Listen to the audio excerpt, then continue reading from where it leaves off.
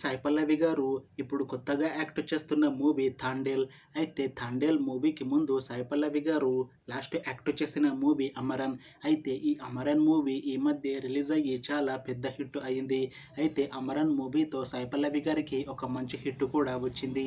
అయితే సాయి పల్లవి గారు ఈ అమరన్ మూవీ రిలీజ్ తర్వాత కాస్త టైం గ్యాప్ తీసుకొని ఇప్పుడు మళ్ళీ ఈ థాండేల్ మూవీలో నటిస్తున్నారు సాయి పల్లవి గారు. చూడాలి సాయి పల్లవి గారికి ఈ థాండేల్ మూవీతో కూడా ఇంకొక మంచి హిట్ తనకి వస్తుందా లేదా అనేది మనం ఈ థాండేల్ మూవీ రిలీజ్ అయ్యాక చూడాలి. అయితే థాండేల్ మూవీని డైరెక్ట్ చేస్తుంది చందు మొండేటి. ఇంకా ఈ మూవీకి మ్యూజిక్ డైరెక్టర్ దేవిశ్రీ ప్రసాద్. అలానే ఈ మూవీని ప్రొడ్యూస్ చేస్తుంది బన్నీవాస్. ఇంకా ఈ మూవీలో మెయిన్ లీడ్ యాక్టర్స్గా యాక్ట్ చేస్తుంది సాయి పల్లవి, నాగ చైతన్య, ఇంకా చాలామంది యాక్టర్లు ఉన్నారు. అయితే సాయి పల్లవి గారు ఈ థాండేల్ మూవీకి ముందు నాగ చైతన్య గారితో లాస్ట్ యాక్ట్ చేసిన మూవీ లవ్ స్టోరీ. అయితే లవ్ స్టోరీ మూవీ రిలీజ్ అయ్యి 3 ఇయర్స్ అయిపోయింది. అయితే లవ్ స్టోరీ మూవీతో సాయి పల్లవి గారికి ఇంకా నాగ చైతన్య గారికి ఒక మంచి హిట్ వచ్చింది.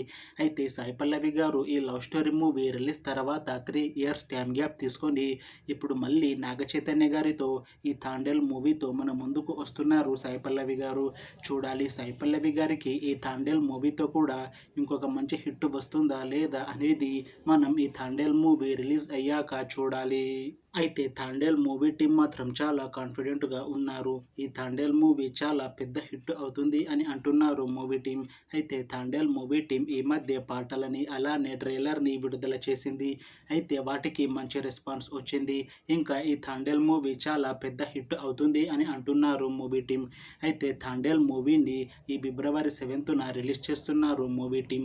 చూడాలి థాండేల్ మూవీ రిలీజ్ అయ్యాక మంచి హిట్ అవుతుందా లేదా అనేది. అలానే థాండేల్ మూవీతో సాయి పల్లవి గారికి ఇంకా నాగ చైతన్య గారికి ఒక మంచి హిట్ వస్తుందా లేదా అనేది మనం ఈ థాండేల్ మూవీ రిలీజ్ అయ్యాక చూడాలి. Thanks for watching this video friends. మీకు ఈ వీడియో నచ్చితే లైక్ చేయండి. ఇంకా ఇలాంటి మూవీ అప్డేట్స్ కోసం ఈ ఛానల్ని సబ్స్క్రైబ్ చేసుకోండి.